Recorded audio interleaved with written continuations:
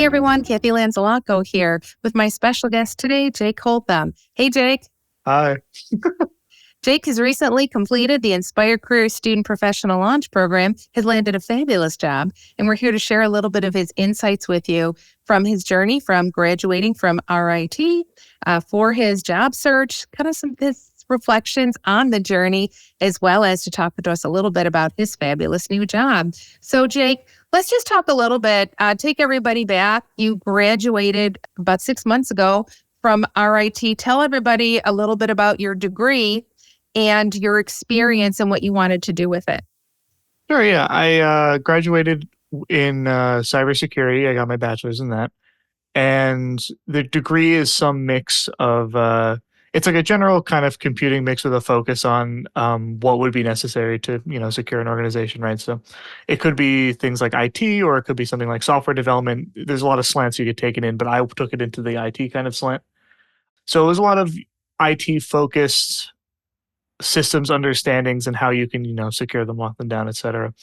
Going into the job market, I very much took it as okay, I'm going to look for some way to bring my security expertise into the IT field. As a fresh graduate, right, I'm not necessarily going to, while it would be nice to shoot for like a security focused position entirely, I'm not going to be, beggars are not going to be choosers in that capacity. I'm going to sit down and I'm going to find an IT job where I can use my skills regardless. And the thing about security as a field is that it's kind of, in a lot of ways, people refer to it as like level 2 IT, so to speak, where it is not necessarily something that you or everyone will want to get into immediately. You might want to build a little bit of foundation first, find a job in just IT and then expand your horizons over to the security field. So that's kind of what I'm aiming at, and that's what I ended up doing. Wonderful. So Jake came to me because he was interested in landing a job. And when Jake first came to me, we went through the process of understanding what his experience was like. And if any of you know RIT, it's a fabulous school and it's a very rigorous course of study. And he had some great experience while he was there. We put it together in a resume. We created LinkedIn. Hey, Jake, what did you think about LinkedIn? Like all the work we did with LinkedIn, practicing it, putting stuff on there. And you can be honest, what were your thoughts about, like, do you view it any differently now than what you did before we started? What don't I think about LinkedIn? I feel like LinkedIn has traditionally been. I feel like if you're someone like me, and I think I speak for a lot of people of my age bracket that go through school during this time period, you probably view LinkedIn as something that your professor made you set up at least once, and it seems like it's almost like a vehicle for, like, it's almost presented like homework, right? It's a vehicle for like a slog of some kind.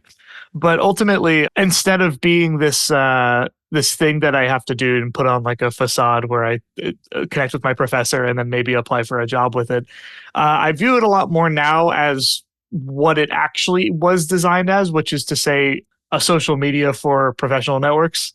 In that sense, it has all of the markings of that. You have your feed. It's intended to drive engagement. The algorithm is intended to keep you scrolling it. And as such, you kind of treat it like that with like this professional slant to it. Yeah. How you're supposed to use it to connect to people that you work with in your professional world. And part of the thing about that is that in order to exploit it properly, it's not really necessarily leveraging social links as you would in a traditional sense. You're leveraging them in a social media sense. Yeah. And, it takes getting used to. And a lot of people, when LinkedIn first started, they thought of it as another job board or a job portal, if you will, like in a hub for where jobs came to land. However, it really is a career management tool. And I'm glad that you have taken that away. But you talk about bringing in people into your network and people that you work with. You did have the opportunity to network with other young people in the program. And we had some other guest speakers and so forth. What are some of the things that provided you? Like, what were your reflections on that from some of the other young people that you came in contact with or that I may have connected you with? It was one very helpful way that I could like help put my ear to the ground a little bit. I find that seeing people in like both in fields that are directly adjacent to me and people that aren't directly adjacent to me and seeing how their search is going kind of gives me a better idea of like how the market is generally moving. Yeah. And a lot of the answers you're going to hear from me about what I learned in this program in general are going to be a lot about how to keep my ear to the ground and like what to look out for and things of that nature. And that's very much one aspect of it. Yeah. Yeah, it is because, I think when you're going through job search, I think it's just you, and it's only you on going through these rejections and applying for all these jobs. But in the end, when the alignment comes, it is exciting, but it does take that perseverance and going back and forth.